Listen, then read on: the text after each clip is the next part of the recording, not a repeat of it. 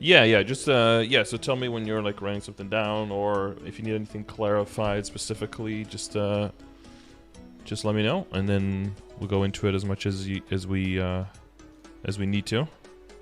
Of course. Just whenever you're ready, I guess we can just start going through. Yep. So I guess usually in the start, I ask people how they're doing in the game, what they're being occupied with, what their goals are, if they're enjoying their time, that kind of stuff. So you want to lay that out a little bit? Yeah. So it's like, it's like I'm casual, but with like end game goals. If you know what I'm trying to say, right? Mm-hmm. Like casual gamer with end game goals. The majority of my time is like I'm just trying to make sure that like I don't fall behind on symbols. But I think I'm already behind, Scardor, because I don't do the PQs. That's what I wanted to ask you about, like regarding like Moras, Sphera, and everything. Mm-hmm. And the daily bosses, I was doing it quite a lot just because for the money. Yeah. But then like my school started again, and then I just got lazy. So now I just like do Arc and Pink Bean to see if I can get the marks and the Dominator. So I got my first Dominator pendant soon, like last 2 weeks ago or something. Mm-hmm. So that's been rough. So but right now, like I'm just trying to. I've been working on like drop gear, and because that's what I remember asking yesterday was the max, and I'm trying to get that 200% drop gear. Mm-hmm. I don't have any good familiars. Like I haven't focused at all on familiars at all. Okay. But I know but I'm building up my familiars because I've been doing like going into the spider place in Asphera and just trying to collect as much as I can. Right. And then sooner or later, once I get enough, I've seen a guide where like you have like one rare and then the 100 commons, and then you just do your epic stuff from there. So I was just like gonna save up and then do everything all the way at the end. Mm-hmm. And then other than that, it's right now, like the reason why I'm doing this progression is just because I hit 22k. That's after buffs, and then like 22k stat. Mm-hmm. I just want to know how to get stronger, and then like currently, like I don't have a far reach of a goal, but I just want to solo like Lomian at the moment. Like that's my current goal, to be able to do that. But like I've been like joining, like I have a weekly H Lucid party. Will is kind of random because I just try to see if there's spots, and then again, like the more practice the better because the tests are like whatever. But other than that, it's like that's majority of what I do. Yeah. Okay. And what level are you now on the Kanna? Right now I am 239. Okay. And how far have you gotten solo in Lotus and Damien? I finished the I haven't really tried soloing. Just I finished the first part, and then it's just been really bad the second phase. For which one specifically? For Lotus, I've tried only Lotus. I haven't soloed. Tried going into Damien yet. Mm-hmm. But I've just tried like Akechi, and it's just been rough because there's, I think in like phase 2 there's like a Kamehameha like sword blast or something, and then I'm like it's just like I try to stay away from him, and then he's off the screen so I can barely see his animation. Yeah. And then I just get one shot and I'm like, oh damn, never mind. Yeah. Well, this is the thing like, for Damien as well, is you always want to keep sight of the boss. And like the more you get familiar with all of the individual attacks, the more you can, then decide for yourself what exactly means. Because sometimes not seeing the boss, you know exactly what it's doing, right?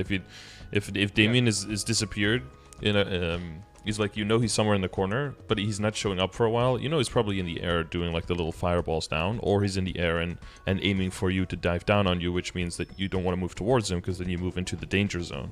But the more you die to the attacks once, twice, 3 times, you figure out like what is dangerous and what is not, and then you can dodge them appropriately.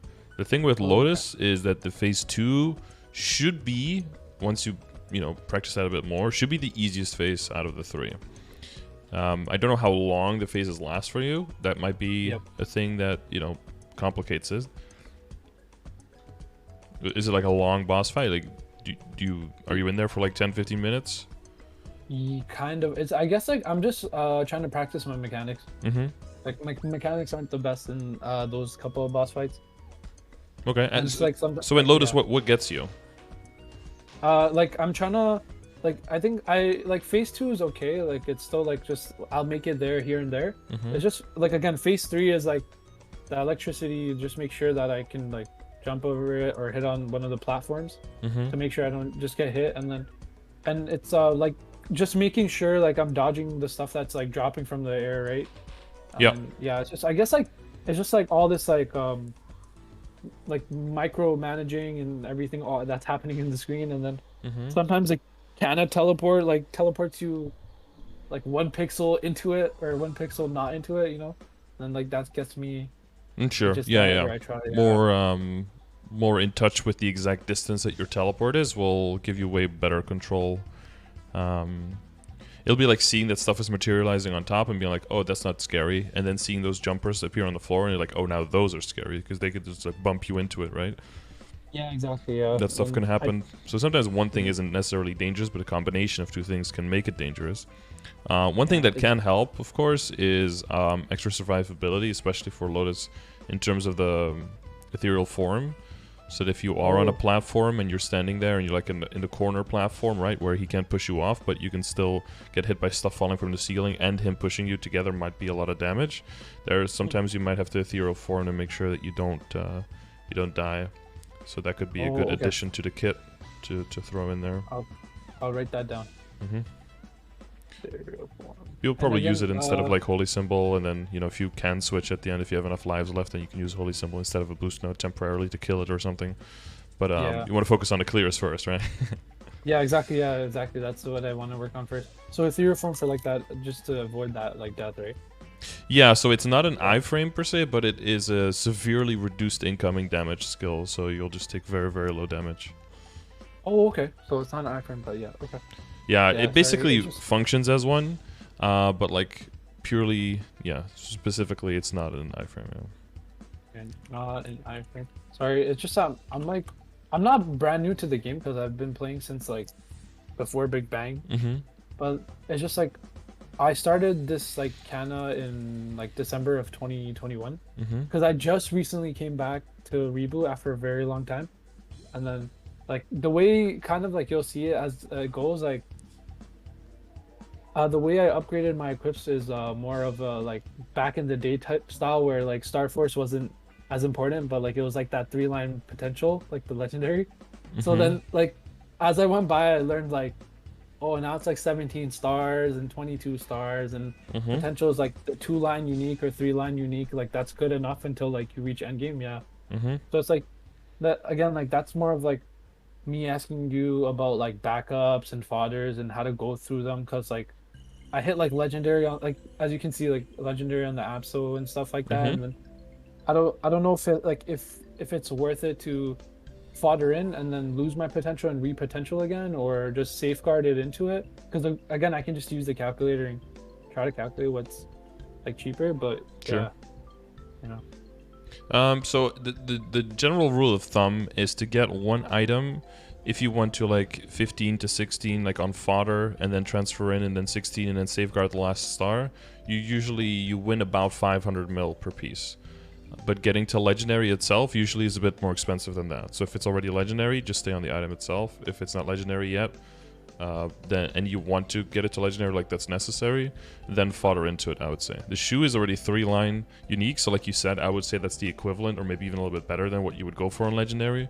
So for all of them, it would kind of mean just star forcing or safeguarding on like itself. Yeah, that's what I was thinking, because it was like, I just wanted to like get this progression video in, and then what's it called, save as much money as I can for that 30% off. And then when again like the 5, 10, 15 comes, I'll go for that 17 star. I don't know if and again like that rumor's floating around where the Destiny event's gonna come out with the Shining Star Force or whatever. So I guess like that'll be another big event to try to increase like my character, I guess. But yeah, it'll be mainly for pushing things past 17, right? Because if you look at it in the grand scheme of things, getting things up to 17, as expensive as that is now, in the grand scheme of things, it's like not even a speeding ticket. Like it's basically nothing.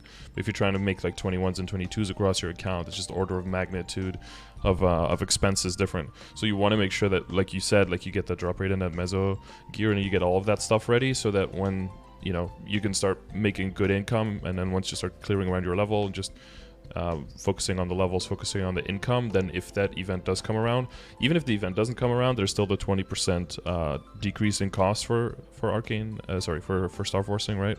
So, you know, even that by itself is basically, you know, it's like there's always a 1+1 up to 12 event if you're going up to 15, for example. Like it's similar discount. So that's kind of nice. Yeah. Or combined with a 30% off is going to be like a whole different thing. Yeah, because that'd be nice. Be a lot cheaper, I guess.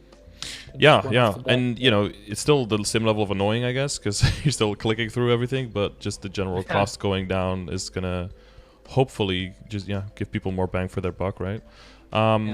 Okay, so so that's what you're at, and what you want to do, and what's kind of like your, because you mentioned school starting back up and stuff. What's kind of like your playing regimen, like weekdays, weekends? Like how many hours are you able to spend, or is fun for you to spend, I guess?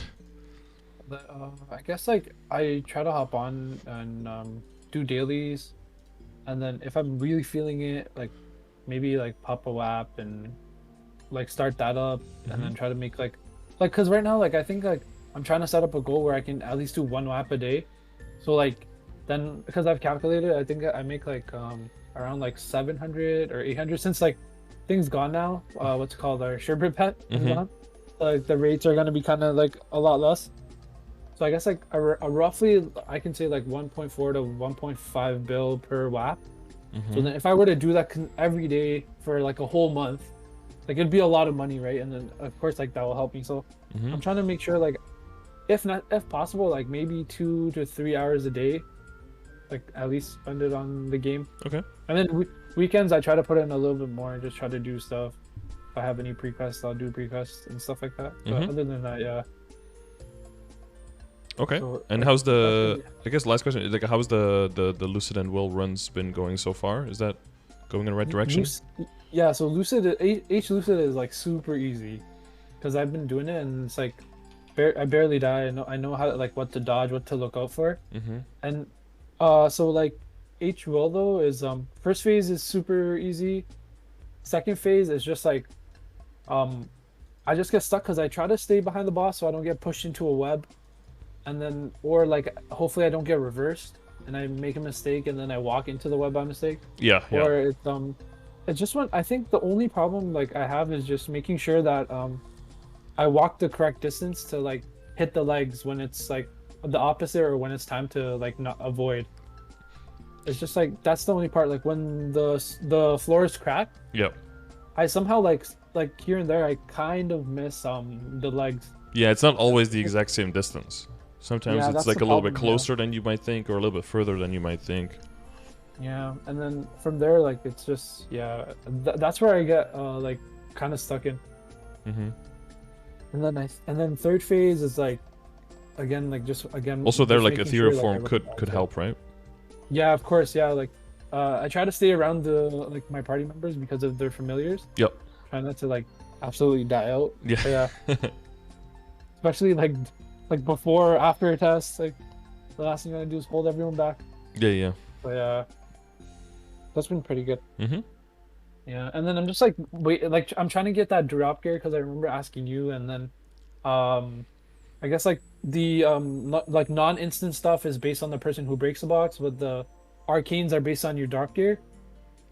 So like I'm trying to like just maybe get an arcane fan, which would be nice. And then as far as we know, the arcane stuff is not multiplied by drop rate stuff. Oh really? Yeah, it just drops whenever it doesn't. Then, so other than that, like hopefully get an arcane fan, and then I also want to work on my Haku secondary. That's what I also want to ask about. Yeah, because I know like Haku secondary is like more on just magic attack than anything else. So I gotta get like I've been trying to do my thing. Just been like super lazy about like doing dark tree dailies on like 4 of my characters.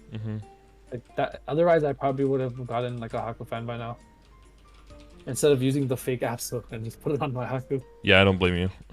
I don't like those weeklies. Yeah, it's just like I don't know. It's like it's not bad. Like I can get them done very quickly. It's just like I don't know. It's just the idea of it. Just like Yeah, I just put it off, and then it's away. like, don't feel like doing it Yeah, anymore. I get it. yeah. And I've recently just started going back into commercy. Like that's like one daily I've just avoided for no reason. Yeah. Oh man, it's just like someone's like recruiting for CPQ, and then you try to decide like if you want to go or not. Yeah. Like, It's like I yeah, should, but yeah. It's like, but I'm gonna like I just like because the thing is the Yeti and Pink Bean events out right now, and I'm trying to like. I also want to ask like, is it worth it to just get the Pink Bean mark from the Yeti and Pink Bean, or like keep doing commercy and just because I know like the pendant is like end game, so like of course like that's what I'll do. But then what about the face if I already have the Pink Bean mark? the eye, yeah. No, not the eye. The scar, the face tat. Yeah. So the Sorry, tattoo yeah. is the face, but the pink bean mark is an eye. The eye. Oh, okay. So that I would go guess like. monocle slot, yeah. Oh, okay. So I guess like, is that better than the Sweetwater monocle? Better's malleable term, right? Like, kind of depends on Yeah. how well it's upgraded. It depends on the function you're going for. It's Okay. probably fine. Like, since the thing comes as unique, but it's a different one. It's not the black bean mark, but it's the chaos bean mark, or the other way around. But it's like it's not the one that. In the past, both of them used to drop from pink bean, but now only one of them drops. But it's the other one than the one that we're getting. So you won't be able to really like risk. Well, if you risk this one past 17 and it blows up, then. So you can go like up to 17 and like with potential, and if you roll good damage on it, it can be damage piece. But what if you roll drop a mezzo on it? Then it just becomes a drop or mezzo piece because you're not gonna hyper invest in Star Force. So whatever potential it gets might determine whether you use it, like what function you use it for, and then depending on what function you use it for, that might influence what other pieces you take into consideration to fill the other slot that isn't filled by it. Okay, that makes more sense. Perfect. So let's sure. Yeah, but we can look like one topic at a time and kind of go through things and then see if we can explain everything. Sound good? Yeah, of course. Yeah, perfect. Like I guess that's what I was working my ass off for the screenshot, right? Yeah. Yeah, exactly. I mean, we yeah, can start with the events, I guess. What are you planning with the events? What's your idea there? Like right now, Mm-hmm. I'm working towards the best in slot like title, of course, Mm-hmm. and then also before the haste comes out, I kind of like I don't have an Evan yet, so I know like the mega burning thing was available, so Mm-hmm. I have that waiting for my Evan, Mm-hmm. and then of course like I think there's also like the 5 the potions, the leveling up potions, and then Yep. just use that on my Evan and try to like make sure I can stack it up with the thing. But I don't know if leveling right now is my best option. On the Kanna? Like yeah, like meaning like I know like the kind of like the Kishin and everything that's going on, Mm-hmm. but it's more like I don't know, like because I use the progression like milestone guide a lot, but Yeah. like what would you say for the haste event? Like would that be very important for me to start like focusing on levels and just grinding out, or Well, yeah, that's kind of the thing. You're trying to get further into the game, right? You're trying to make gains and eventually just keep moving forward. Leveling and getting yeah. access to more slots and like speeding up your dailies. Because that's the other thing you said you weren't doing like the PQs in Morass and Asphera. I kind of feel that they're pretty tedious. But if you do get into Moonbridge and into Labyrinth, if you do end up getting to 250, that means you can speed up those dailies, and then you just have to do one Asphera, and then you get 6 symbols out of that, which then makes your time a whole lot more efficient and helps you speed up leveling those symbols. It I think yeah. sorry, I don't mean to cut you off, but like yeah, I think I might start like doing the PQs because I just like I know like how important symbols are because they can do a lot Mm-hmm. for your character. So like it's just like I just like watching you do the prequest is just like holy, like I just want to avoid it. Like yeah, Yep.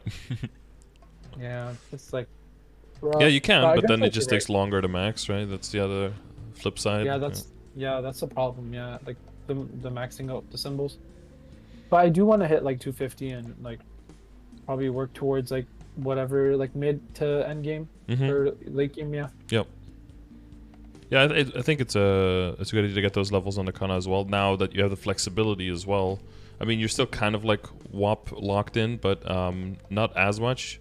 But once you remove that Kishin spawn and you're just gonna have to totem like the rest of us plebs, then it's gonna be a different schedule. Well, a little bit, right? If you're pretty WAP bound now, then not much changed. You just have to make sure that you keep making enough reward points, but that's basically it. Yeah, reward points aren't their problem. Like that's pretty. Like they come in pretty quick. Yeah, like a WAP a Like day is not every gonna work anymore, right? That's you don't have that many totems in a month.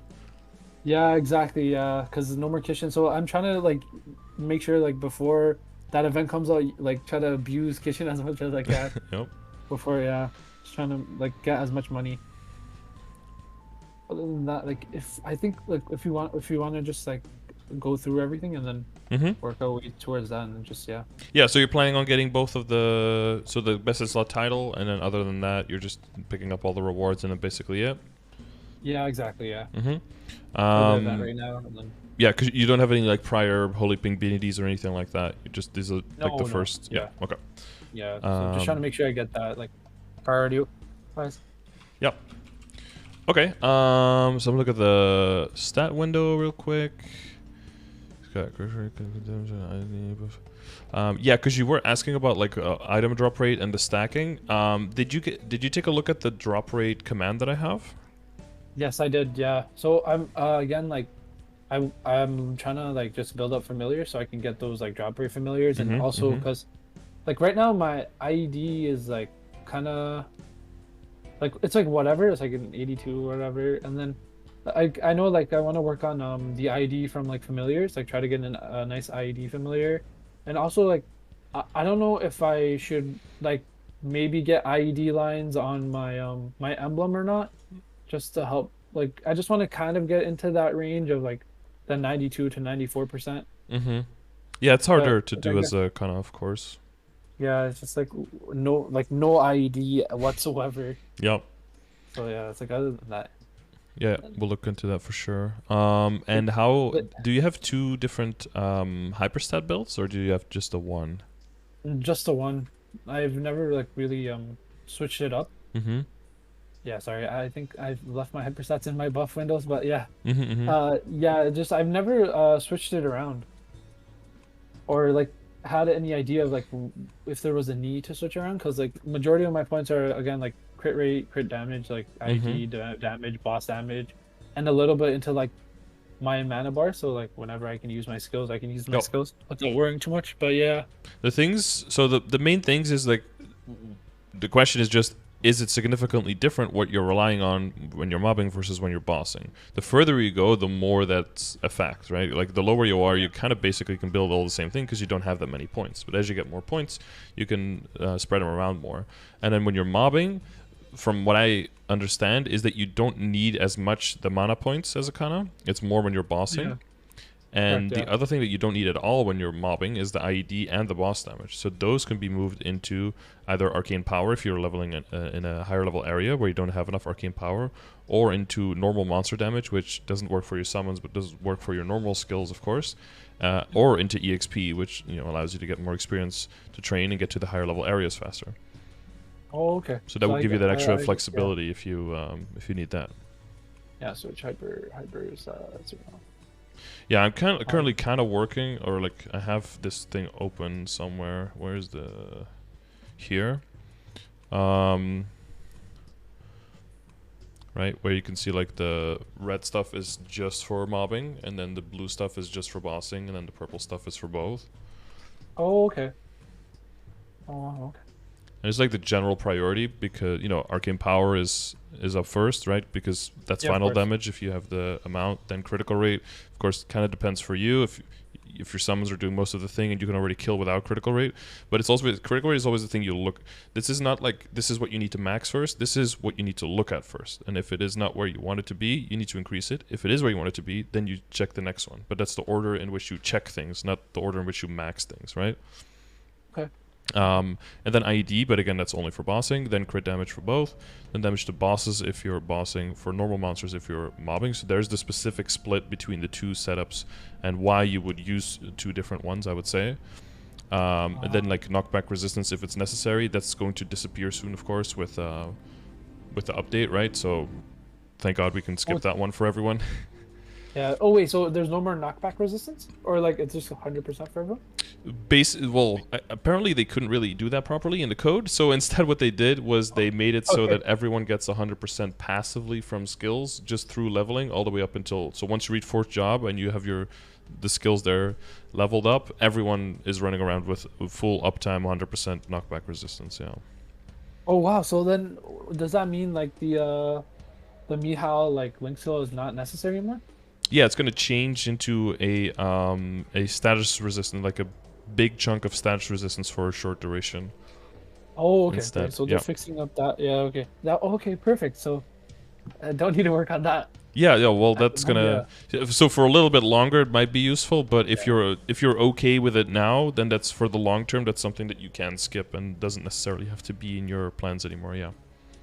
Okay. And then again, Scardor, I just want to ask. So like knockback resistance, right? Mm-hmm. Does that come into play for like Lotus's push and Will's push, or no? Like, no, that's knockdown resistance. Okay. So that's you need like what people refer to as like super stance or knockdown. That's what that is. Knockback resistance is like if you bump into a boss, like into Papalatus, for example, that you don't get like knocked back into one of those purple clocks, but instead you just walk right through him without getting interrupted. Where it also comes into place is in Will. If you are doing the test in phase 2 and you are too late for a leg and you get hit, you don't get knocked back in the opposite direction, creating extra space between you and the next leg, but you can just keep running and you don't get, your body doesn't get like ragdolled around, but you just move as if you didn't get hit, basically. You just take the damage and keep moving, and that makes the test in phase 2 significantly easier as well if you don't have that yet. Damn. Okay. So yeah, knock back and knock down, 2 different things. Yes. Yeah. And then knockdown is like the blue swipes in Magnus and like the pushes in Lotus and in Will. Yeah. Yeah. That makes sense. Yeah. So that's like warriors have like impenetrable skin that does this temporarily,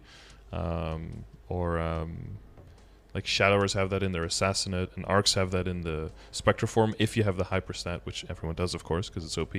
So then you just have knockdown resistance over half the time. That's why Arc has a way easier time in the beginning to do bosses like Hard Magnus, because you can just stand right next to him, just tank the damage and keep attacking. Everyone else has to be super careful not to get swiped around into one of those falling balls and just get destroyed. Okay, that makes a lot more sense now, honestly. Yeah, so you'll probably notice some bosses. Well, you'll notice a huge difference once you have it. It's one of those things where if you get it, you're like, oh my god, how did I ever do without this?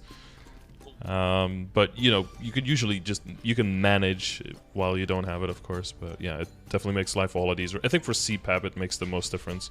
Like constantly getting bumped into him and moved around by him is just very, very annoying. If you're mobbing and you're killing quickly, it's not that noticeable, but if you're weaker on a lower level mage or something, you're constantly getting pushed around with every attack you do, it's just so annoying. So it's mostly keep peace of mind kind of thing. Yeah, it just makes everything more useful, easier, I guess. It's not like you're like trying to fight the monsters and your own character being moved around at the same time. It's just tedious.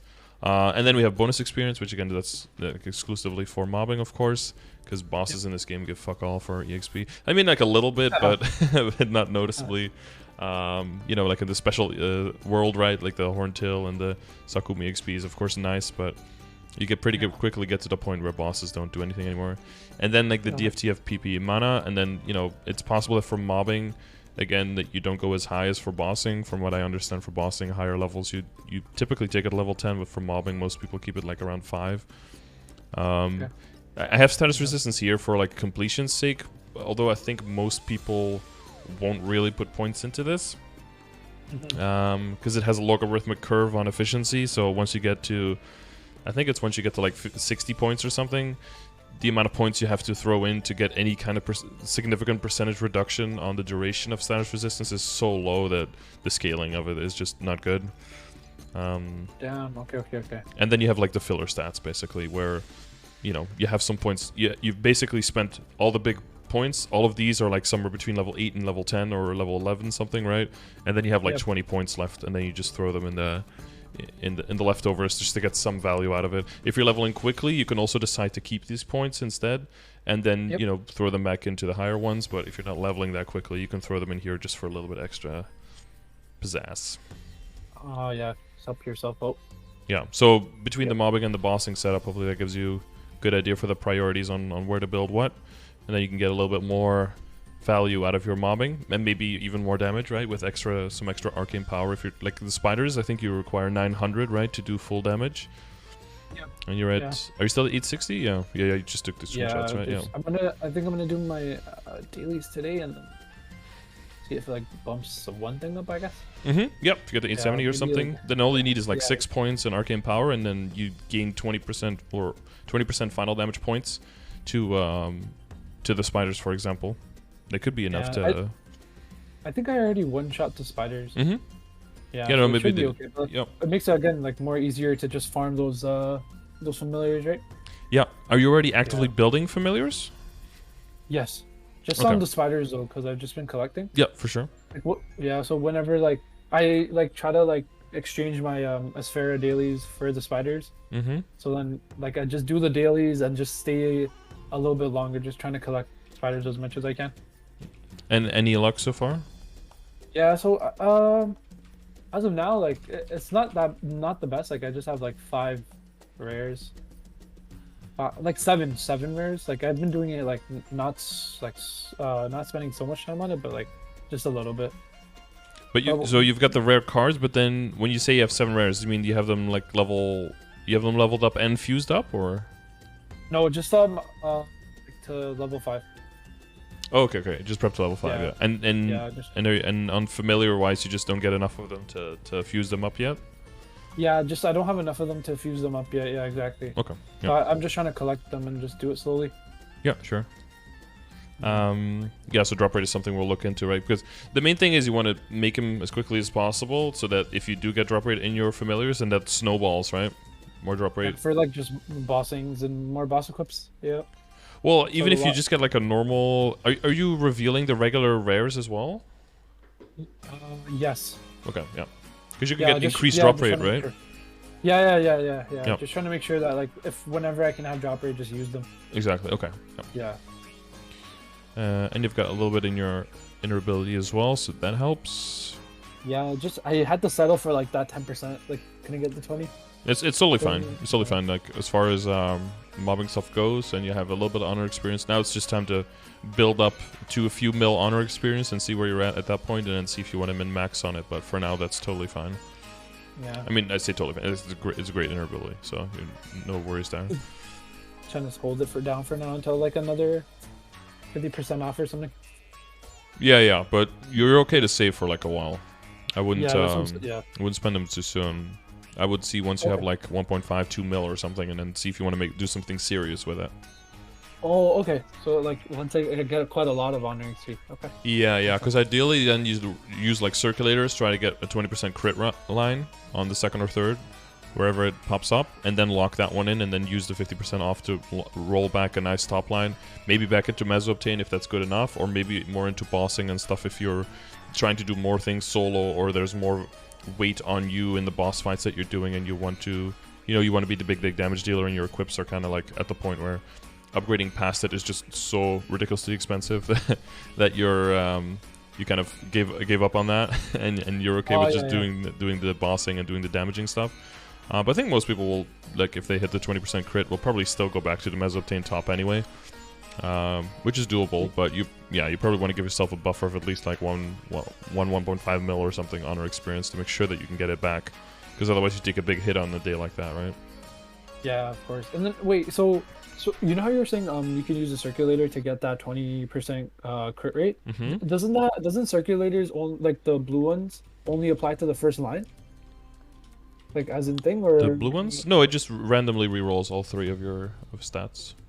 Oh, okay. So like the circulators have a better chance of trying to get a better like the bottom stat line, I guess. So for every roll they do, they always give you the possible highest number within the roll. Oh, okay. So if you look at the total, at the amount of outcomes, this is in the inner ability command. For example, like you have, let's take like a silly example, I guess. What is the what are these percentages? I don't even know what this is.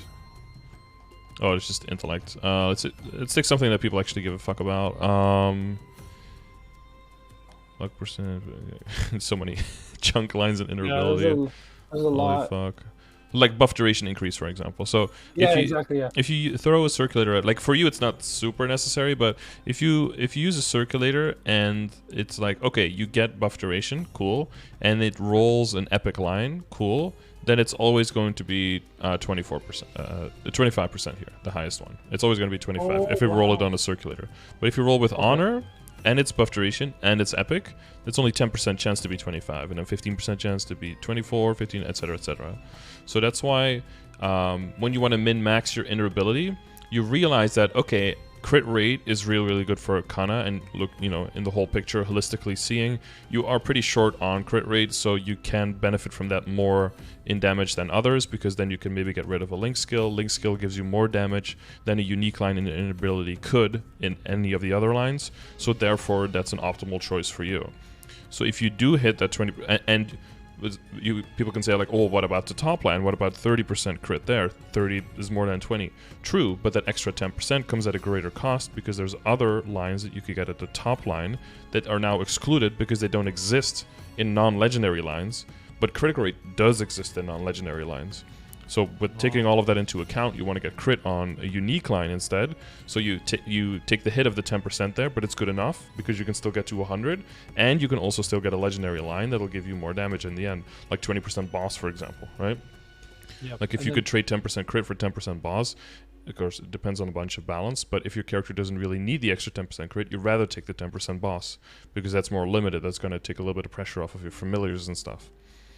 So you typically use the circulator, get that 20%, and then lock that one in, and then roll with your honor and try to get something nice on, well, on the legendary line first, of course, and then if you have anything left, you can kind of like YOLO for lock the top two, and then YOLO for the third line and see if you get anything useful there. Yeah, so again, and the inner abilities that you're trying to strive for is 1-line ledge and 2-line unique, correct? Like that's the best possible... Eventually, yeah. But for most people, getting a unique line that you need, and then like because remember, then you're rolling with honor, right? So then there is the variance again on the top line. But if you need like attack speed +1, there's no variance because that's an extra value of using honor instead of the circulators, because there's no variance there. There's no real downside for that point. But like getting the good best in slot unique line that you need, and then the legendary that you need, that's what most people can hope for. And then if you get anything that even has any kind of utility out of the third line, well, that kind of used to be the thing where, oh, you get like an 8% drop rate or something, like amazing, you know, you keep that, or like 7% meso obtain or something like that, like, okay, that's cool. They did recently redo the value of inner ability and how that all works. And in my experience, so I did my inner abilities again for my marksman and for my well, it's a little bit for my cannoneer, but for my Del, for my hero, and for my Demon Avenger. And with all of them, I had pretty good results. I think the hero was the unluckiest and probably needed like 6 mil or something honor experience to get what he wanted eventually. Yeah. But I set the bar pretty high because I had the honor experience. But for the other ones, yeah, I think my Demon Avenger in total, it was like 3 bill in circulators and probably about 2.5 mil honor. But I got the attack speed +1, and then, well, so first I rolled with the unique, right, to get the 10% cooldown skip on a unique line. Yep. And then locked that one in, got my attack speed back, and then, you know, try to get crit rate, and got like a 16% crit rate on the third. So that's why it took you like that much honor XP, right? Because there's that third line. Yeah, and because makes sense. Yeah, and DA is really, because you want that attack speed to hit the max attack speed cap. You really want that cooldown skip, because then you can have extra shields throw out, and that does a lot of extra damage. Plus, makes the mobbing a whole lot easier.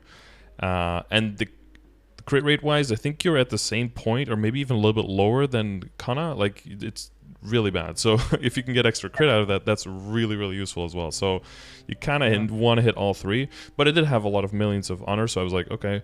You know, I've been hurt before, so I was like, it might not work. But since the last reworks and the extra chances of uniques and epics, I did see pretty good results. But again, you know, it could be biased, could be just lucky. I don't know, right? Okay. Yeah. So I guess I'll start working towards that when I build up like maybe like 1 to 2 mil on your speed, and try to Yeah, like and when you know for there. sure Yeah. if you're still going to be hardcore leveling, or if you're going to be chilling a little bit more and just doing weekly bosses, and maybe there's another character that you run into that you want to work more on, whatever happens, and then you can be True, flexible. yeah. Like, I know like the Explorer update is gonna be nice for a lot of classes. Yeah, exactly. Yeah. Yeah, Marksman looks like it's gonna be really fun.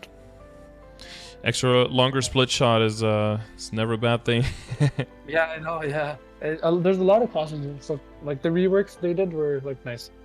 Mm-hmm. Yeah. I see a lot of options for people's potential mains coming back out to play when they've been kind of retired. Like I'm excited to see what my Demon Avenger will be able to do, especially with the more recent changes after that they already brought out in KMS as well, essentially doubling the damage on our 2 bursting skills. So that's looking like it might be really and that combined with before where we got like 15% final damage out of nowhere, that's always a interesting change. So hopefully people can find, rekindle that love for that old character that they had at some point. Yeah, go back to exactly. So like I remember because like recently like you've been going over the KMS updates for the new like Angelic Buster and stuff, Mm-hmm. and their skills. So like that looks kind of cool. They're like that was like my main in when I used to play in Scania. So like maybe like of course that might be a while from now to like come into GMS, but like it'd be nice to like go back and try it again.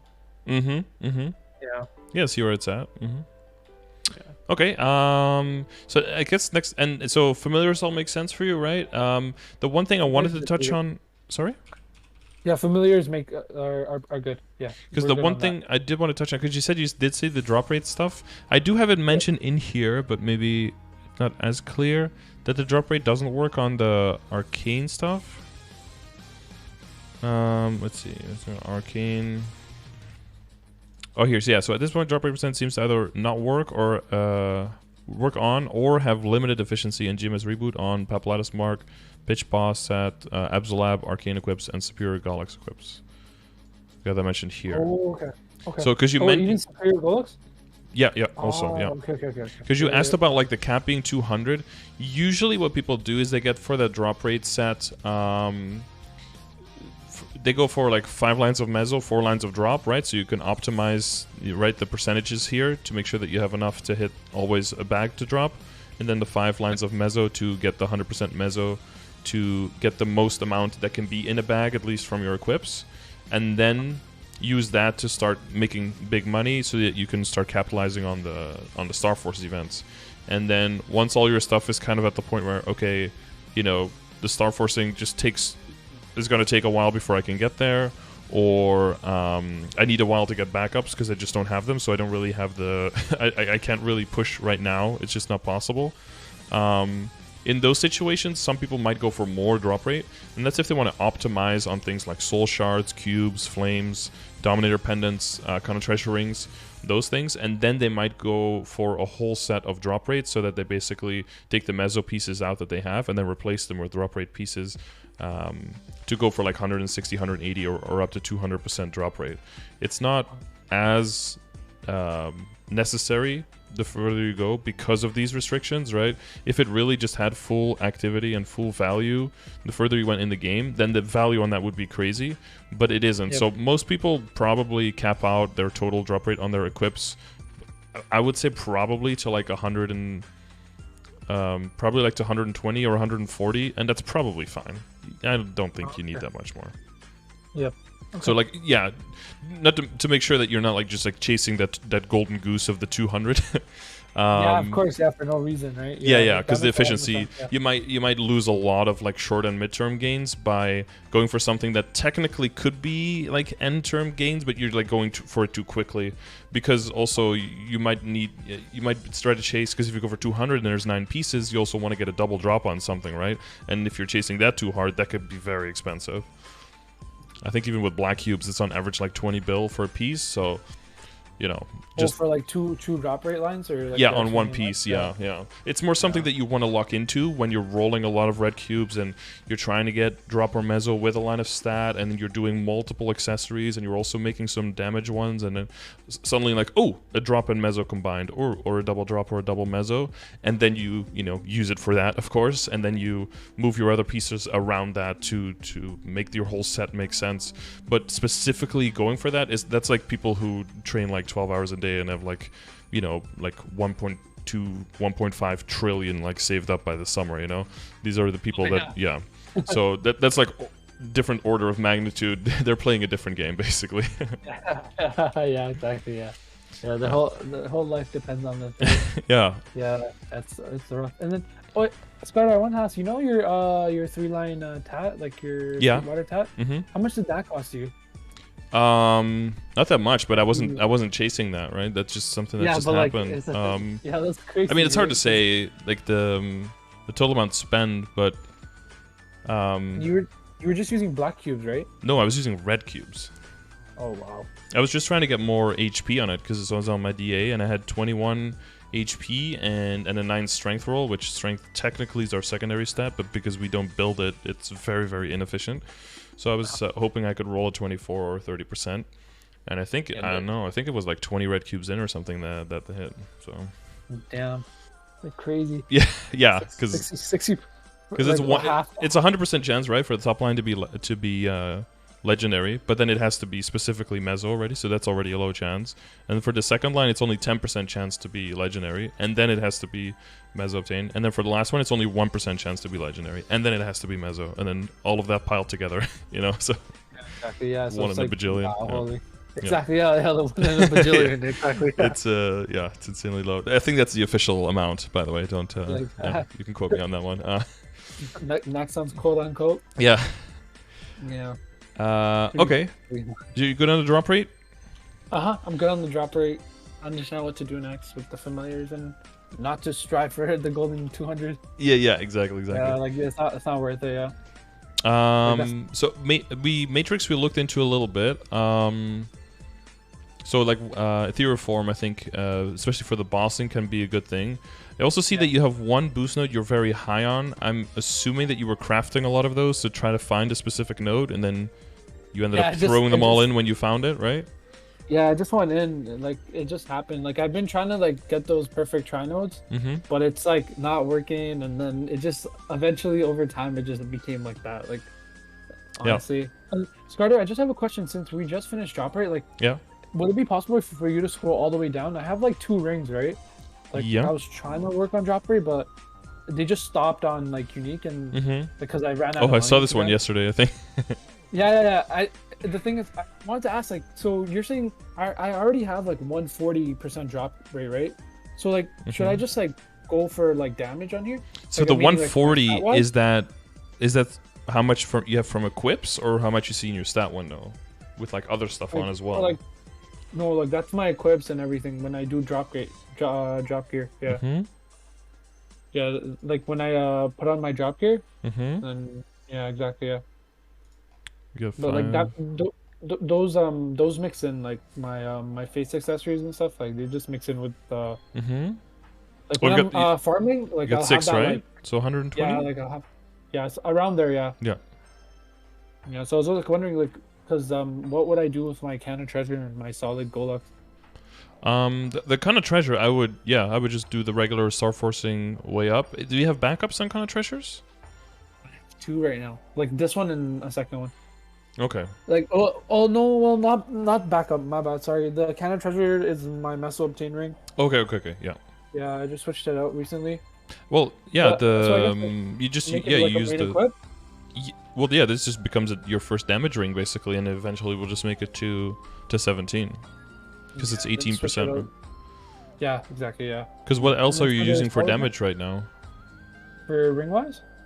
Yeah, using Superior, Reboot Awake, Eternal Flame, and then... Eternal Flame, yeah. And then I don't have anything else. So... Yeah, so that's your 4th damage ring there. Okay. And then the Solid Golux, And then would I, for this, this Solid Golux ring, what would I do with that?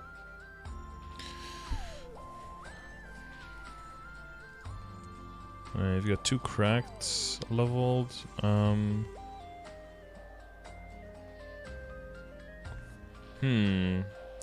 I think you, with your setup, it's a bit unfortunate.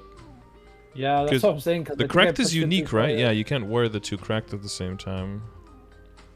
Yeah. So you basically only have 2 rings that you can wear in your quote-unquote drop and meso set. Yeah, it's a cracked and a cracked. Yeah. So like if you go train, which pieces of the drop and meso set do you equip? If I were to train, so it's the condensed power crystal and the what was that, the aquatic letter, eye, yeah, and then all my meso gear. And sorry, and I mean, yeah, my meso gear and 1 ring, I think, is what I do. Because that will give me, like, with Holy Symbol, that gives me, like, 74% drop rate and 119% meso obtain. Well, you said 1 ring, which you mean you just wear 2 more damage rings, right? Because you can't wear the cracked drop rate ring. Yeah, exactly, yeah. Yeah. So I guess, like, for this, that's what I'm saying. Like, I think it's just unfortunate, like, because you just told me, like, there's no need to chase for that 200%. But, like, that solid gold ring is just unique sitting there. Yeah. Yeah. Well, it could get value in the sense that it could get drop rate and then just be added to your current set, right? But yeah, I guess so. Like, I guess I just but I guess I shouldn't prioritize that right now, right? So yeah, not super necessary. Yeah. I mean, it will help you with more Kanna treasures and more dominators, which those are useful, very, very useful. And it will also help you with more cubes and flames that can help you in your current account. And even if your current account kind of doesn't want to use those because there's a bigger chance that you downgrade something than upgrade something, you can start trickling that down into other characters in your account as well, and that can fund those characters up, and then they might become boss mules or something like that in the future where Kishin is gone, and then you want to get that extra income from bossing, right? Yeah, I was planning on working on the bossing mules soon. Mm-hmm. Yeah. Yeah, once your Kanna is like, just making its own money, then it can start trickling down those resources. All the cubes and the flames. I'll just hold on to that. But you said, like, make my Kanna treasure into that, like, keep it the 3-line stats and just go for that 17 star. Okay. Yeah, I'll do that. Yeah, that'll just become your 4th damage ring. And the future of the solid is most likely to become a drop rate ring, yeah. And then the drop rate cracked, I mean, you can use it in the drop rate set if you're specifically like killing boss boxes or doing bosses and you don't need the meso at all. But you do want to aim for the 4 and 5 drop rate and meso combination set, and for that the cracked Galax ring probably was a bit of a bad investment because you have 2 of those, so you can't use them at the same time.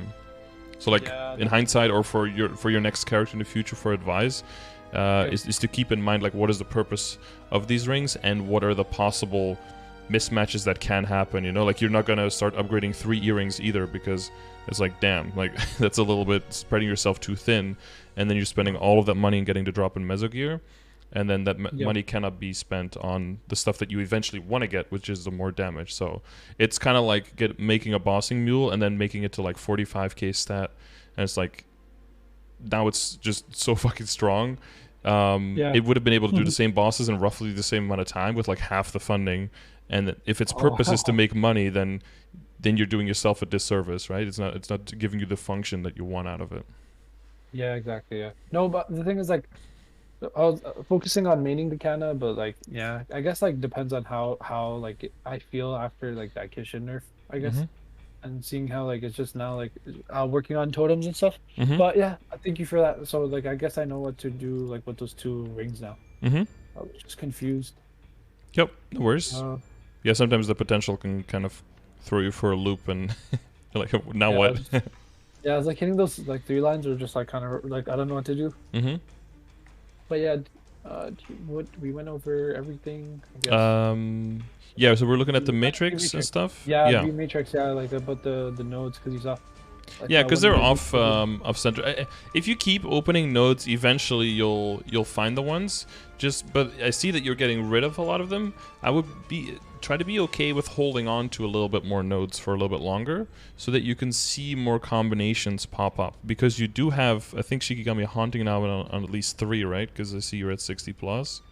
Yeah, it's on 3. Yeah. Because like So you need options, because the more you lock in, if you need like 6 boost nodes and you find the 5 perfect ones and you lock those in, then you're kind of fucked, because then you only have 2 possible outs, right? You have A, B, C or A, C, B, and that's it. And those are your only 2 possibilities. And then what's happened then, if you get restless or you don't get it, then you start crafting a lot, you might overcraft, and then you lose your efficiency. What's better is to just get them to a base level of where you're at now, like between 10 and 15 is great, because that means 15 plus 5, double 15, that gets you your 40, that gets you your IED, right? Because IED is a little bit low on Kanna, so you definitely want to hit that IED. Once you're at that point, you just want to open up more nodes and just leave them open so you can see all of your options. And the main thing you want to look at, of course, is the nodes that start with the same ones that you've already leveled up. But eventually, if you main Kanna, you go for 6 boost nodes as well. So that means it sounds like more trouble, but it also kind of means more outs. So that might make it easier, but if you give yourself more options by keeping the familiars, by keeping the nodes and looking at all the possible combinations, and then once you find the combination, then you commit to that, and then you won't have the big disconnect of like one level 13 and one level 23, because what you actually want to be leveling, what is very important for you, is to level up your domain. Yeah, well, yeah, that's what I was gonna work on soon. Like just trying to focus on leveling up my domain at least.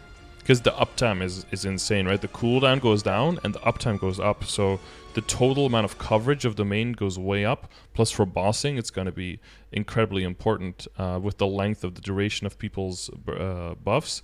And charging a short domain is a lot of effort for not as much payoff, versus charging a really big domain gives you a whole lot of value, and your party will be very happy with a longer lasting domain as well, because even if you are not the big damage dealer, because maybe your ID isn't quite there yet, or your boost nodes aren't like totally maxed out yet, if you know what you're doing, you know where to stand, and you do your domaining and your binding properly, you are already contributing more than probably half of the party, just by how much you're increasing their damage. And then, leveling domain is very important. Yeah. And then, like, so max level nodes, like people who look for like max domains, is that a level 40 domain? No, the skill nodes, just like the boost nodes themselves, a node itself could only go up to 25. So it would be level 25 in level 5 slots, so up to 30. Okay, makes sense. Yeah, it's just that the total level boosts that the fourth job and lower can have from boost nodes is 60. So you're allowed to have 2 boost nodes with a skill in it to go up to 60. But the node itself can only go up to 25. So that 23 you have is already really close to maxing. That's what I was wondering, yeah. Okay. Makes sense. Yeah, other than that, I think... the speed infusion is a little bit of a question mark. I think in the endgame, people do get it to optimize the casting speed of all their stuff. But earlier on in the game, it doesn't make that much of a difference, so I think a lot of people opt out. So what I could see is like speed infusion and holy symbol going out for bossing, and then ethereal form and arachnid reflection coming in instead. Okay. So, so like the speed infusion doesn't really help with Kanna? Not that much, no, because your some of your skills are kind of treated as hurricane skills, where they just have like a max amount of attacks and they don't really scale beyond that. And there's a few skills that go a little bit faster, but not that many. And there's like Tengu weaving and stuff that I've heard of, but people can even do that without speed infusion as well, on like 300 ping in Israel. So that's not even it's not even that necessary for that specifically. I think people eventually throw it in, but you're talking about like 4 or 5 slots further, where you've got like decent combat orders, people are throwing in like decent hyper body and stuff like that for the extra MP and HP scaling, but that's the other thing, I guess. You're not really holding on to those, I see. Yeah, that's the thing. So yeah, just because like Urda's Will, at least one decent hyper body, decent combat orders, blink. So like Urda's Will and blink, I would keep and level up.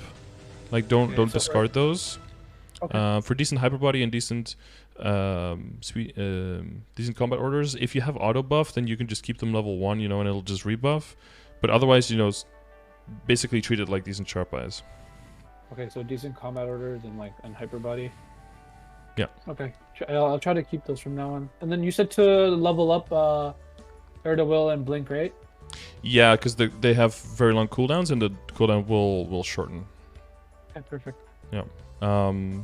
Yeah, so I would Probably, so for boost nodes, you're putting that a little bit on hold, and I would focus on domain, and then after that, I'd probably work a little bit on decent holy symbol, because of the drop rate, right? And which circles back into more droplets and more nodes, because that's always nice, and more experience when you're training. So. Okay, perfect. Keep on moving on that. Yep. And I think after that you go into the snow lady, because her uptime, I believe, goes up as well with levels. So you get good value out of that because it's like lower mana costs and everything. It helps you charge your domain, right? Yeah, exactly, yeah. So that's a pretty useful skill as well. And hopefully by then you have more slots available. You could throw in some extra decents. Yeah, that's what. Yeah, I think I'll start working on like towards that and seeing what I can do. You know the combination of the boost nodes you're looking for, right? Because there's a few skills that are mainly just using for bossing, so you can kind of, when you're mobbing, you can take those out and you can throw things in like character building or other specific mobbing stuff, so you can have an easier time mobbing, and then for bossing you throw them in. Yeah, I use the best tree nodes, the tri nodes. Yep. Like that's for bossing, right? Like Doppelganger and Vanquisher's Charm. What is that skill called? Is it Nine-Tailed Fox something? Yeah, it's the Nine-Tailed Fox. What is it called? A Nine-Tailed Fury. Nine-Tailed Fury, that's it. Yeah. Yes. That's like extra that buff for the bosses. Yeah. I've been like trying to look for my nodes, and that's why like Shikigami hunting like went so high. Yeah. No, I get it. Yeah. But sometimes when specifically looking for one, sometimes in min-maxing, you stop min-maxing, right? It's kind of like doing every single daily boss you can to max out 60 symbols a day, 60 crystals per week, right? And they could be like, oh, I'm min-maxing on crystals. Kind of, but in min-maxing on crystals, you're not min-maxing on your income, because you're going out of your way to do too many bosses when you could just be training, making more money, and getting EXP, and getting drops, and then you make more, right? So sometimes by putting on like the blinders, by trying to min-max on one specific thing, you can actually lose the efficiency on the greater picture. So hopefully that's been reset a little bit now.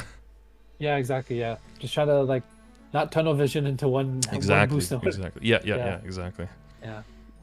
Yeah, that's what I was probably doing. Just because like you open up so many nodes, but then you don't get that that node at all. Yeah. Yeah, and then you're extracting a lot because you just want to craft more. You're like, I just need one more. You just need that one, and then I can stop. But then you're level 23, and you might have disassembled some stuff that might have helped you in the long term instead. So it's good to to reset that a little bit. I'll start working on those stuff right now. Yep. Like to work, like future wise. Well, so Urda Will, Blink, just keep like combat orders and hyper body at like 1, and just do like the auto buff, and then start working out like holy symbol and domain, and then Yuki. Yep. Over. Exactly. Okay. Links and Legion wise, do you have any questions for that? No. For Legion, no. It's like I just gotta like not be lazy and just start working more on Legion. I'm like right now my goal is to hit 6K, and then after 6K decide on pushing to 8K, because I remember like reading through your guides and saying how 10K is absolutely not necessary at all. Yeah. So anything past 8 is just pageantry. Just people just putting in a lot of work. But for now, like very close to 4K, I still need to like kind of upgrade my my Legion to that 3.5 status, like the rank 2. So I'm gonna start working on that. Hopefully, once I get my Evan to whatever level, like that'll help. So yeah, it's just like I've been trying to do Legion here and there, but like just recently stopped it for a little bit. But I'll probably like go back to it soon. Like that the ping what's it called? The Choo Choo Festival event was like really good. For just like 60 potions and just insane. Yeah, so that helped me a lot. Like I think like because of that event, I was like at 2.5, and now I'm at 3.783, whatever. Yeah.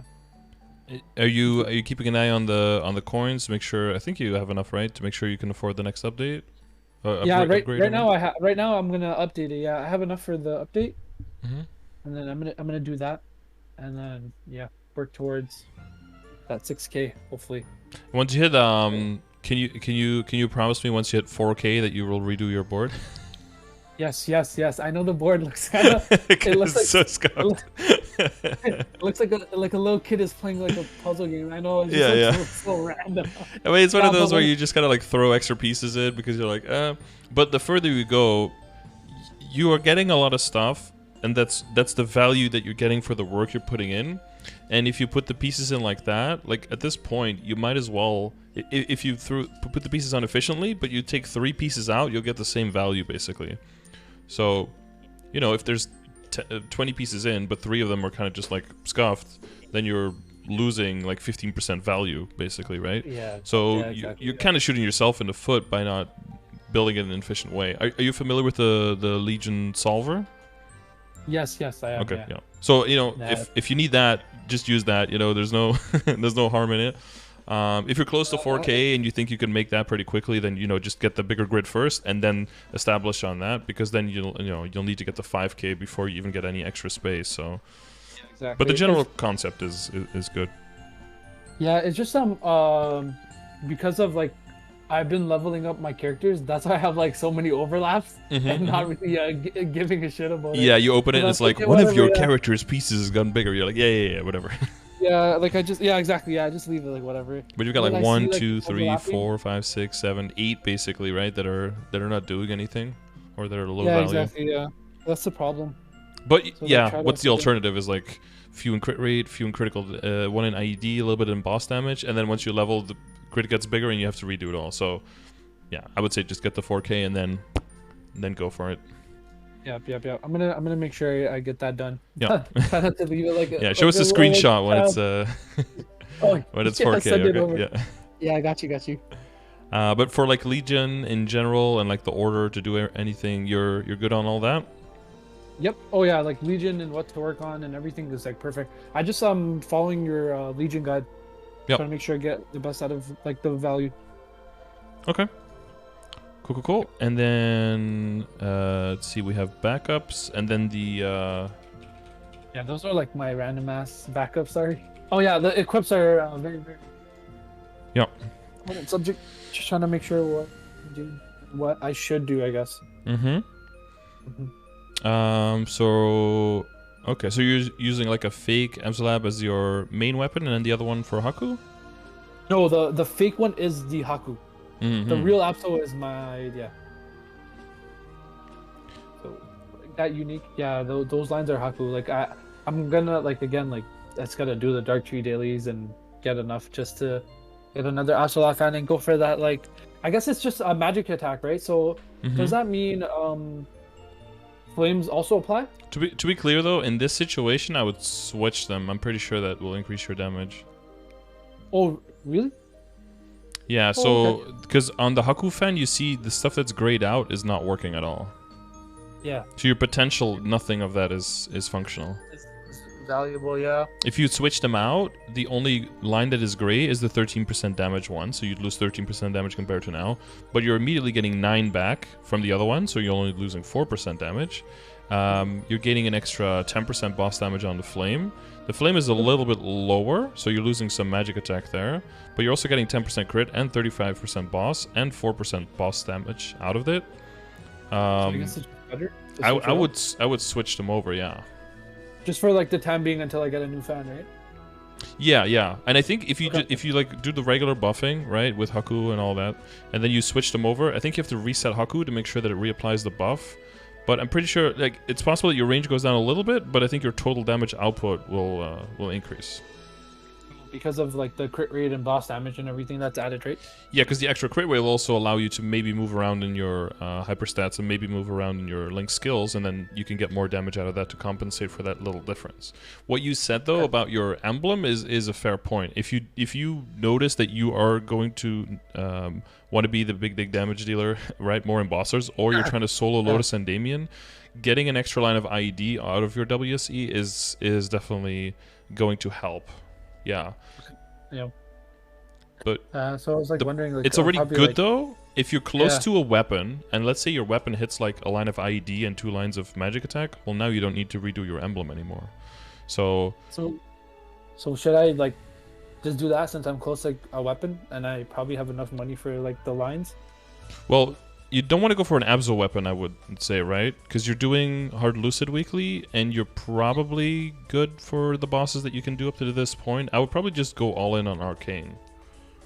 Oh, okay. Yeah, so like just trying to save up and just okay, makes sense. Yeah. Yeah, because probably just do that. yeah, you want to put that money directly into an Arcane. That's what I would do. So it might set the bossing a little bit back, especially for Lotus Endemion, because your damage is going to suffer a little bit. But familiar, like link skill wise and Legion wise, your IED is going to still increase. I think eventually, best in slot, you do want to go for a line of IED on the emblem. So essentially now, it's kind of like a 2-line emblem, which is not bad. I think that's normal to be where you're at, to have like a 2-line. But the expected cost for like a line of IED and 2-line magic attack is actually not that high. Okay. Like for emblem or for weapon? For emblem, yeah. For weapon, for I emblem, imagine it's considerably higher because weapon has got some more variance going on. But I think it might be something like 6 bill or something. It's not even. Okay, that's not that bad, I guess. See, like overall. emblem, red, So, like, legendary, 100. 2-line attack, 1-line EAD, yeah. Oh yeah, 6.6, but average goes up higher at like 9.5, but it's under 10 bill. Okay, yeah. So it's not, yeah.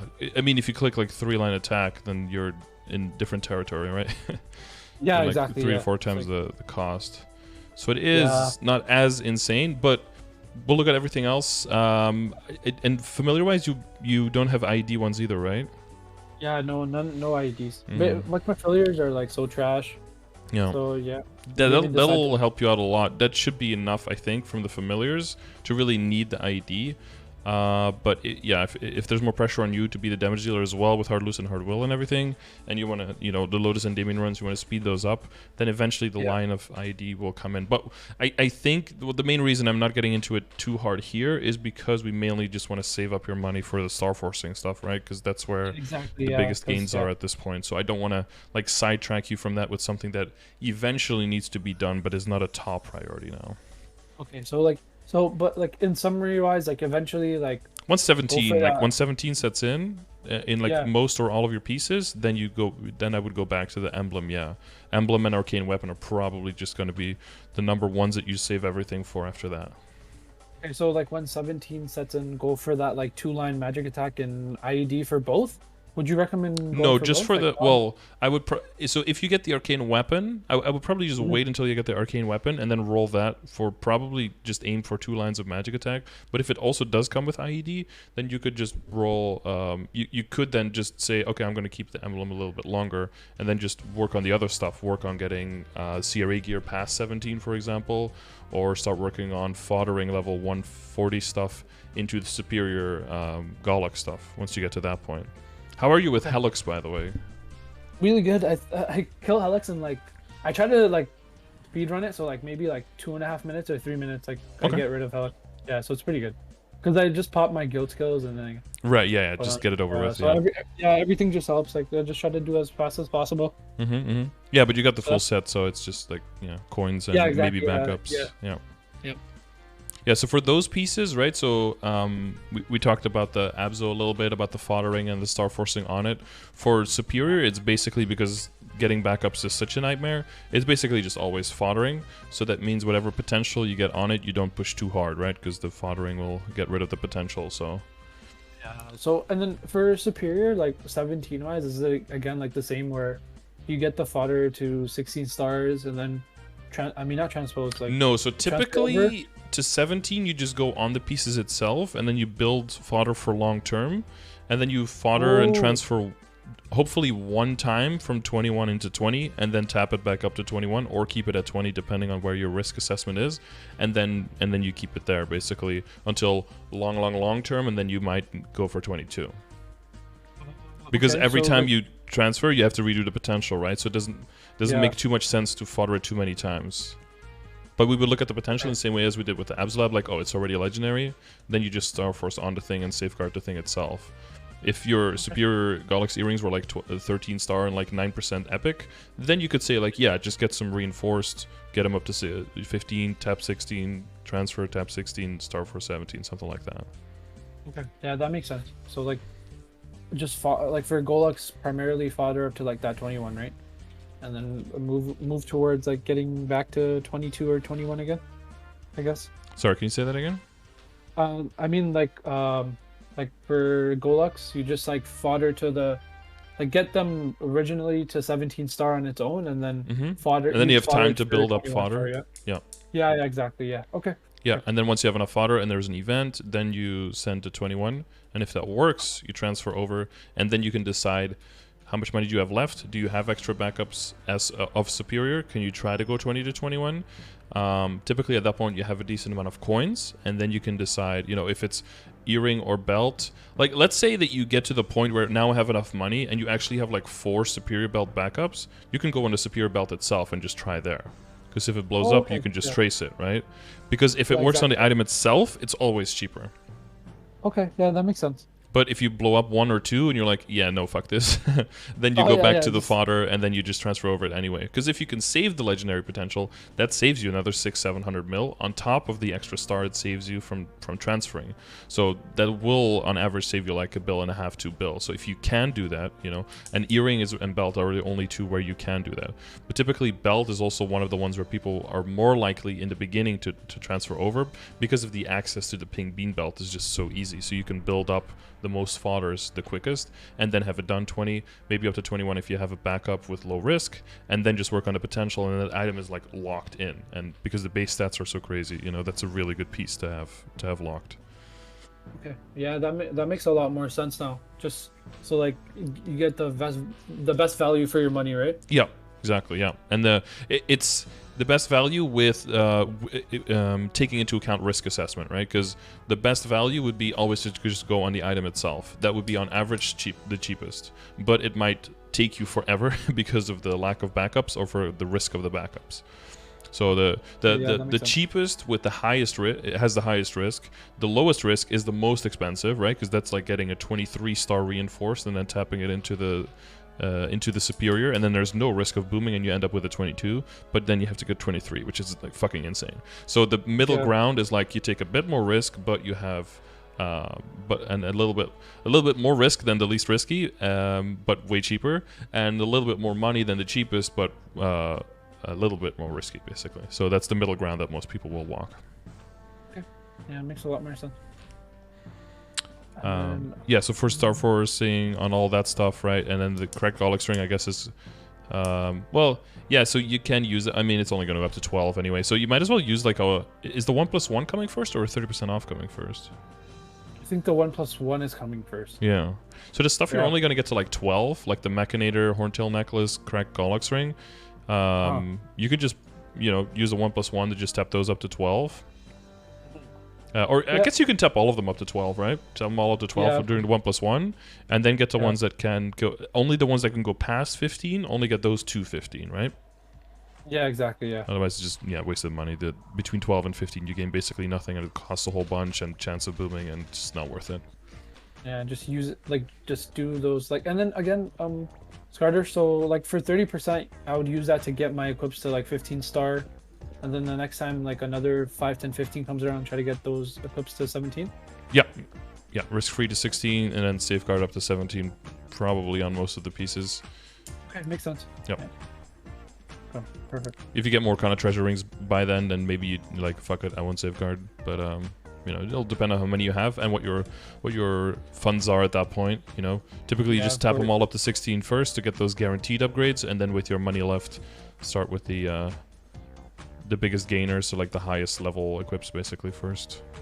Okay, and then so like if I were to get like all my equips to 17 star and stuff, like I should see a big increase in my stats and everything, correct? Stats, little Maybe, bit, or, I mean, mostly like, magic range, attack. Yeah, range will go up more, because the magic attack will go up a lot, and then that'll increase the value of your magic attack lines on your second weapon. Okay, that scaling will help out a lot, and you know, you're with the flame and all that stuff. Okay. Oh yeah, and then the flame wise, like flame I got an idea of how the flame calculator works. Like you just put in those stats and then figure it out. So, Yeah, it's a little bit yeah. unintuitive in the beginning, especially if you're getting settled with Kanna because of MP and HP, right? And how they scale. Like your hat is really nice because you got the double prime and you got the HP, so that'll help you out on the scaling in the beginning. If you have a lot of flames that have flat HP and MP on them, then the percentage HP and MP lines get a lot better, and then that can kind of lock you into a false sense of security of like, maybe I should keep this, which technically that's not a bad thing. You can keep a lot of HP and MP aligned stuff in your flames, in your potential, but always keep them as like a thing that is kind of like a cherry on top and not the main thing that you're looking for, right? Like the potential line of your solid ring, for example, like you don't want to consider keeping that, you know? Even if it was like 9 MP and 12 HP or something, it might look like a good amount, but eventually those flames are going to go away, and then that value of those lines is going to go away more as well. Okay, so more like focus on like stats and... Yeah, just int. Yeah, focus on int. Yeah, but if you can get like, let's say you get like 30 int and 4% all stat, which is like by itself not good enough, but then you get like HP and MP with it, you can definitely keep that for a while. So you have way more outs on your flame. So on average, you don't spend as much to get to like the late game stage. But if you want to make the jump from the late to the end game stage, it's a shit show for everyone. Everyone has to just pay out the nose because you're just looking for huge chunks of int and huge chunk of all stat. That's just what everyone is looking for. You want to trade the HP and MP lines kind of like magic attack lines, basically. Because essentially that's what they are, right? Because it just gets transferred into magic attack. Yeah, and then so again, like regarding flame spreader, we can buy like the red flames from the store, and then of course like rainbow flames and black flames, like events and bosses, right? Yeah. Are they like do all three flames, like especially the red ones, give the highest? Like if you get lucky, would you be able to roll like the highest stats, or like the flame score? I mean, so is that possible with the... on average, the eternal flames are better because they start at tier 4 and they go up to tier 7, and whereas the powerful start at tier 3 and go up to 6. So on average, they're one lower, and the lowest is lower, and the highest is also a little bit lower. But as a, to compensate for that, you get a lot more of them. So on what most people end up with, the good rolls that they have, for most people, those are going to be from powerful flames because they're just so much more abundant. Okay, yeah, that makes sense. And then, so if you get Eternals, I would always prioritize them for the items where it's the most important that you get a good flame. So your weapon and anything you're going to transpose, right? So like Papulatus Mark or Dominator Pennant if you're at that point. And then after that, maybe arcane stuff. But other than that, an Eternal and a Powerful are basically interchangeable as in when you use them. The rule of thumb, though, is that the value return from an Eternal is roughly 3 times that of a Powerful. Oh, okay. Yeah. If it's like on average you need 100 Eternals, that means that on average you would probably need around 300 Powerful. The bigger that number is, the closer it gets to the 3, right? The lower the number is, the closer they are. Makes sense. And then just to go back to like the Haku secondary again. Mm-hmm. So only magic attack applies, right? Like only magic attack lines apply. So would that mean like potential and also flames, or no? Yeah. So for the potential, it's magic attack and also intellect %. Okay. But yeah, that's really much less efficient, right? So eventually you will be just looking specifically for those magic attack, 2 lines of magic attack in the beginning. If you can get to like magic attack and intellect, or 3-line magic attack, that's insane. But potential wise, that's the only thing that works, and like all stat works, but only the intellect portion of it, right? So if you equip it on the Haku, it'll show the potential lines as still like in white, just like it shows here in the screenshot, and not grayed out like it shows on the right side for those lines. The magic attack, the total magic attack of the fan, does not apply. But when you summon Haku, he has got that skill, the Foxfire thing, that gives you a magic attack chunk, which is a percentage of the total magic attack of your fan. So it's on a lower efficiency, but because of the potential and because of the flame, through that skill, it gets transferred as some magic attack for you. But this is also the main reason why people won't go for like... in endgame, some people will, but most people won't go for like a 21-star arcane fan on their Haku because the return rate on that is a lot lower. Eventually, people do, right? Super crazy, but most people, like a lot of endgame people, will have like, maybe like a 19-star fan on their main weapon and then like a 17 on their Haku, just for the value of it. Yeah. Yeah. Mm-hmm. And if you hover over Haku, you can see how much it is. And it's also one of the reasons why people do, and Kannas do go for the decent combat orders, because it increases the conversion on that skill as well from, I believe, from 48% to 52 or something. So that will get you some extra magic attack as well. That's why eventually people roll into that skill as well. Oh, okay. So that's why decent combat orders is so good. Yeah, and for most 4th job skills, it also increases just the base percentage of the, or it increases the skill before the multiplication of the boost nodes, so all of your skills just hit a little bit harder as well. It's mainly really good for classes with a lot of passive skills that impact other skills. You know, all of those new skills, new classes that came out, like Arg, Hoyoung, Lara, and Adele, all of them have those 4th job skills that kind of boost the damage of all the existing skills. Yep. Or have like final damage, boss damage, those things. If you, with combat orders, can increase the level on all of them, you get like 1 final damage here, 2 final damage there, critical damage here, 2 boss damage there, 40 percentage points damage like across the board for all of your skills. It gives you a lot of damage. That's why some characters, including Alara, have the best in slot passive for the inner ability is like passive skills +1, because that stacks with the combat orders up to a +2, and that just, you know, returns in such a big damage increase across the board for the base damage increase that is better than something like min-maxing on extra boss damage, for example. Okay, makes sense. Yeah. Yeah. So the general upgrading, yeah. So for flames, and you go through the flame calculator, I would advise to not buy flames, like event source. You know, if you have the currency, you go go for that. But in general, I wouldn't buy flames. I would just use the ones you get from bosses, but to slowly bring everything up to a level where you want it, right? See the progression grid. But mainly focus spending-wise on the Star Force events for now. Try to get all the stuff up to 17, and then mainly, you know, to get the second fan, and hopefully you get an arcane at some point. And if you don't, you know, you could just buy one at some point. You know, if you have enough lucid clears, you can buy one if it comes to that. Hopefully not, though. And if you can get the will clears, then you can have 2 chances a week, so you can double your chances. And then between that and your secondary, to get the IED and to get all of the extra magic attack out, and then from then on out, it's basically looking at your backups and start pushing things past 17 on 5, 10, 15s, specifically on the CRA, and wherever you get the more backups, like the stuff that you would fodder into the superior, right? Yep. The one thing is for your gloves, critical damage is really, really good. And yeah, that's I'll probably start focusing on rolling that. It's just I just left it at that 23%. Just left it at that. Yeah, it depends on your funds, and with Star Force being close and that being a priority, I totally get it. Also, you know, critical damage doesn't apply to your summons, and your summons are a big part of your damage, so it's not as helpful there. But eventually, you do want like 1 line of critical damage, 1 line of stat, and then you just hold on to that all the way until arcane, and then you can go super hard there. Oh, okay. So you said 1 line of crit damage?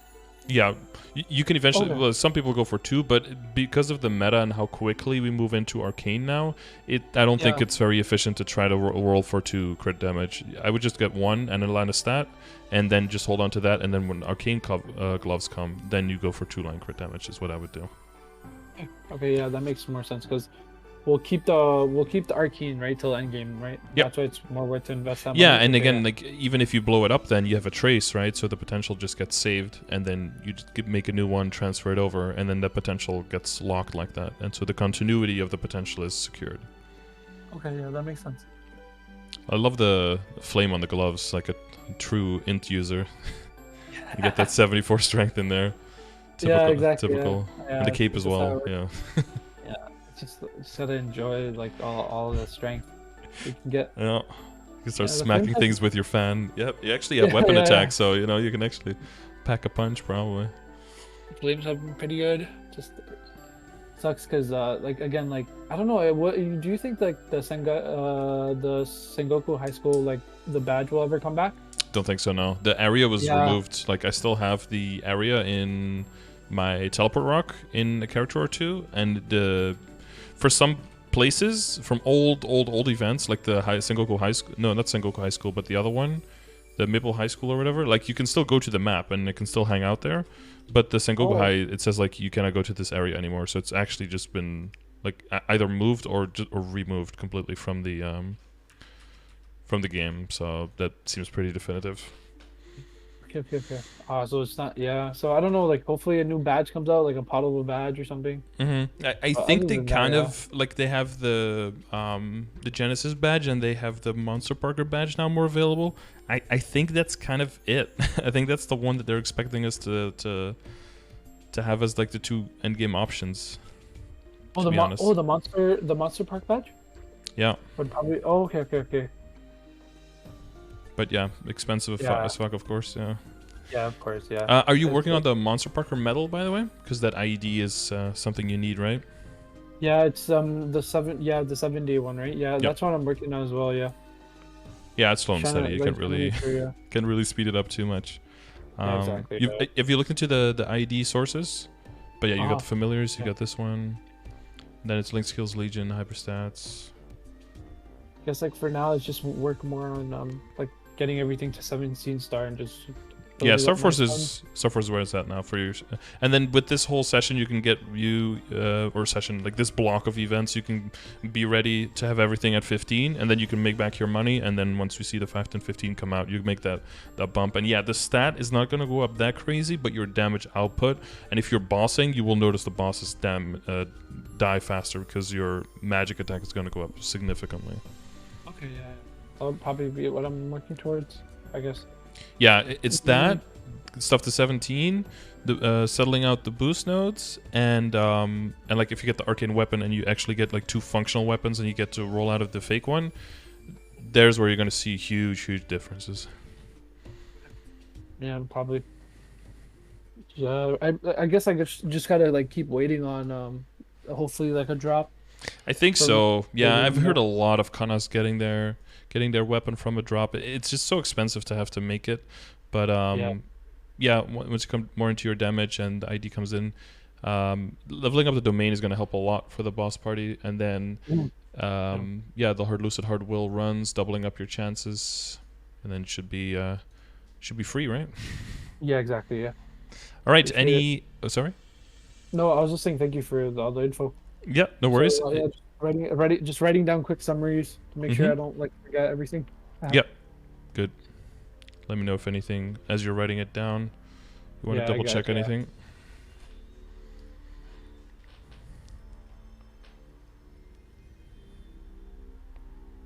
Guess from there. Anything else? I don't think so. I think we're pretty good.